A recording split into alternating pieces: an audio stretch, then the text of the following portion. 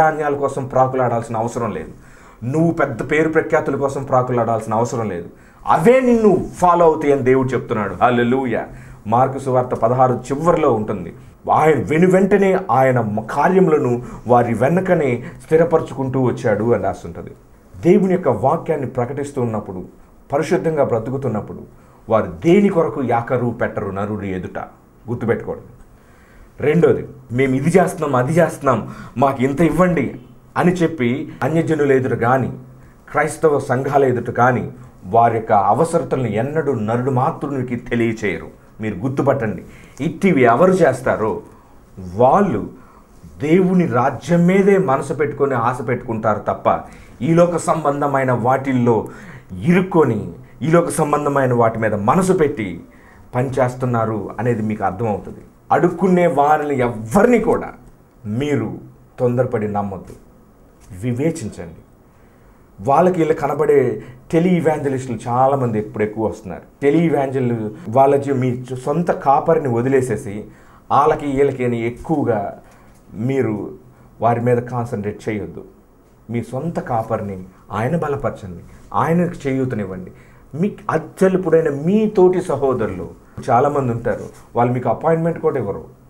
మీరు కష్టార్జితంలో కష్టపడి చెప్పిన దానికి మీరు టీవీ ప్రోగ్రామ్ స్పాన్సర్ చేస్తే మీకు అద్భుతాలు జరుగుతాయి అనే ఆ యొక్క పిచ్చి భాషని నేను నమ్మను. నా దేవుడు టీవీ ప్రోగ్రామ్ స్పాన్సర్ చేస్తేనే అద్భుతం చేస్తాడు అనే మాటని నేను నమ్మను, విశ్వసించను. మొదట నీ విరిగి నలిగిన హృదయము దేవుడికి సమర్పించిన తర్వాత దేవుని యొక్క వాక్యానుసారంగా నువ్వు జీవించే ఆ విధానాన్ని బట్టి దేవుడు నీలో అద్భుతం లాంగ్ టర్మ్ మిరకల్స్ చేస్తాడు తప్ప అప్పుడప్పుడు చేస్తాడని నేను నమ్మను. కొన్ని నా నమ్మిక చొప్పున మీకు పని లేదు. మీకు దేవుడు ఏం చెప్తాడో అది చేయండి. మీకు దేవుడు ఏ విధంగా నడిపింపిస్తాడో ఆ విధంగానే నడవండి. దేవుని యొక్క వాక్యం రెండంచుల వాడిగల ఖడ్గమై ఉంటుందండి. మనము ఆయనకు గుణగణాలు వర్ధిల్లాలి. అవన్నీ ఎందుకు? మత్తయి సువార్త 25వ అధ్యాయము మన జీవితంలో అలా చేస్తున్నామా లేదా అని మనమే విమర్శించుకుందాం. ఒకరిని విమర్శించడం వద్దు. మనమే విమర్శించుకుంటూ ఉన్నప్పుడు మనకు తెలిసిపోద్ది మనం ఏది చేస్తున్నాం, ఏది కరెక్టు, ఏది తప్పు అనేది. దేవుని ఎదుట బహుదీశాలుగా నిలబడుతుందండి.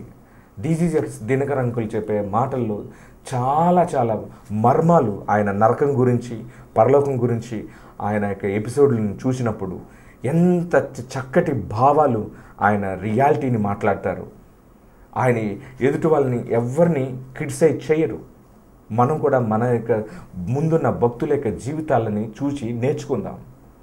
వాళ్ళకి సొంత ఫేమ్ కోసం పరుగులెట్టద్దు. ఆ ఫేమ్ కోసం పరిగెడినప్పుడు ఏదో ఒకరోజు ఆగిపోవాల్సి వస్తుంది. దేవుని యొక్క వాక్యాన్ని వాక్యంగా నెరవేర్చటం సాధకం చెయ్యి. అప్పుడు దేవుడు నిశ్చయముగా నీకు తోడుగుంటాడు, నిన్ను బలపరుస్తాడు, నీకు సహాయం చేస్తాడు. నువ్వెప్పుడు ఆకలిగా ఉన్నావయ్యా, నువ్వెప్పుడు దప్పిగా ఉన్నావయ్యా, నువ్వెప్పుడు వస్త్రహీనంగా ఉన్నావు, నువ్వెప్పుడు అనారోగ్యంగా ఉన్నావు అని చెప్పిన అత్యల్పుడైన నీ తోటి సహోదరుడికి నువ్వు చేసినట్లయితే నాకు చేసినట్టు అని దేవుడు సర్టిఫికెట్ ఇస్తున్నాడు. మీరు అలాంటి స్థాయిలోకి రావాలి, అలాగ బ్రతకాలి. వినే సామర్థ్యాన్ని మీరు పెంచుకోండి. మీలో ఉన్న పరిశుద్ధాత్మ దేవుడు దేవుని యొక్క సంగతులను దేవుని యొక్క చిత్తాన్ని గ్రహిస్తాడు. అవి మీ మనసుకు ఆనందాన్ని కలుగు చేస్తాయి. మీ మనసులో సమాధానాన్ని, నెమ్మదిని కలుగు చేస్తాయి. అది మీకు గుర్తు. మీ యొక్క జీవితంలో శాంతి, సమాధానము, నెమ్మది వస్తుంది ఒక నిర్ణయం తీసుకున్నప్పుడు అని అనుకున్నప్పుడు మీరు పరిశుద్ధాత్మ మీకు చెప్పే ఆ వినగలిగిన సామర్థ్యాన్ని మీరు పెంచుకోండి. అందుకని చాలా సందర్భాల్లో ప్రకటన గ్రంథంలో ఆత్మ చెప్పుచున్న మాట చెవిగలవాడు వినును గాక అంటాడు. అంటే ఏంటి దాని అర్థం? భౌతికంగా ఈ చెవులు ఉన్నాయనే కాదు. ఆత్మకి వివేచిస్తాడు. మన లైఫ్ స్టైల్ మన దేవుడు చూస్తూ ఉన్నాడు. ఆ లైఫ్ స్టైల్ని బట్టి మనకు అర్థమైపోతూ ఉంటుంది మనం ఎటు వెళ్తున్నాము. మనకి దేవుడి మీద అచంచలమైన బరి తెగించిన విశ్వాసం ఉందనుకోండి, ఇంకా మనం ఏ నరుడు ఎదుట నిలబడ్డా ధైర్యంగా మాట్లాడతాం. లేకపోతే పిరికోళ్ళలాగా, లేకపోతే అంత వరద బాధితుల్లాగా మాట్లాడడం. మనం దేవుడి యూదాగోత్రపు సింహం వలె మాట్లాడతాము. ఆ మనుషుడు మాట్లాడినట్టు ఏ నరుడును ఎన్నడూ మాట్లాడి ఉండలేదు. అధికారపూర్వకంగా మాట్లాడుతున్నాడు ఆ నరుడు యేసుప్రభు వారి గురించి చెప్పుకున్నారు. మన గురించి కూడా అదే లెవెల్లో చెప్పుకొని ఉదురుగాక. ఆ మనుషుడు మాట్లాడినట్టు అంత అధికారంతో మాట్లాడుతున్నాడు. అట్టి మనుషుడిని మేము ఎన్నడూ చూడలేదని చెప్పి భూలోకంలో మనుషులు చెప్పుకొందురుగాక. ఎందుకంటే నన్ను పోషించే తండ్రి, నన్ను పుట్టించిన నా తండ్రి, ఆయన యొక్క తండ్రి యొక్క చిత్తము నా జీవితంలో నెరవేరటమే నాకు ఇష్టమైన కోరిక. హల్లెలూయా. అంత సంపూర్ణంగా నేను ఆయనకు వశమైపోయినప్పుడు, దేవా నీ చిత్తమే నా జీవితంలో జరిగించు, నేను కాదు బ్రతికేది, నీవే నా యందు బ్రతుకుతున్నావు, ఇక నా జీవితం మీద నాకే అధికారం లేదు దేవా, నా అధికారాన్ని నీకు సమర్పించుకున్నానయ్యా, నువ్వు నీకు ఇష్టం వచ్చినట్లు నన్ను నడిపించు. పేదలకు సువార్త ప్రకటించాలి. ఏ దేశంలో వెళ్ళినా ఆ దేశంలో ఉన్న కరువుని ఆ యొక్క దుష్ట దురాత్మ పంచభూతములు సాక్షిగా వాటి యొక్క శక్తుల ప్రభావాన్నింటినీ నజరేయుడైన యేసు నామములో పటాపంచలు చేసి మేము మాట్లాడుతున్నప్పుడే నీ అద్భుతమైన దివ్యమైన షకీనా మేఘము అక్కడికి దిగి వచ్చి ఆ దేశ చరిత్రనే మార్చునుగాక. అట్టి ధైర్యం, దైవావేశం, పరిశుద్ధత ఉన్నప్పుడు అండి రోషం వస్తుందండి. ఎంతటి వారి ముందైనా ధైర్యంగా నిలబడి మాట్లాడగలిగే కృపను దేవుడిస్తాడండి. ఆమేన్, హల్లెలూయా. నా మాటలు మీ వినికిడిలో బహుగా దీవించబడి ఆశీర్వదించబడి మిమ్మల్ని ఆస్తికర్తలుగా చేయునుగాక. దేవుని సంతోషపెట్టే ఆ గొప్ప మనసు దేవుడు మిమ్మల్ని అనుగ్రహించునుగాక. క్షణం ప్రార్థన చేద్దాం.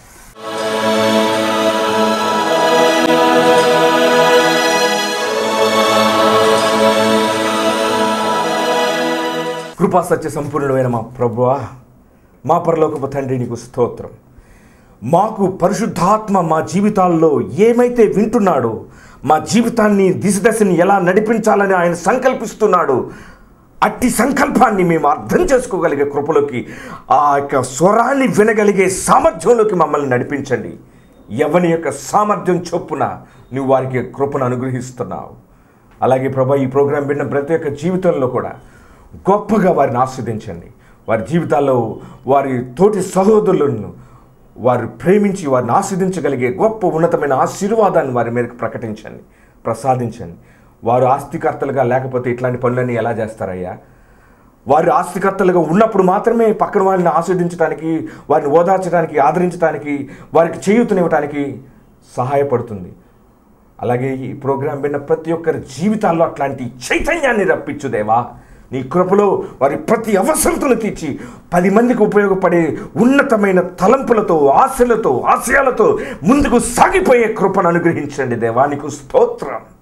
వారిలో పరిశుద్ధతను ధైర్యంగా పెట్టండి దేవా. నీకు స్తోత్రం. నీ ఎదుట ధైర్యంగా ముఖాముఖిగా మాట్లాడగలిగే అనుభవంలోకి ప్రతి ఒక్కరిని నడిపించండి స్వామి. నీకు స్తోత్రమయ్యా.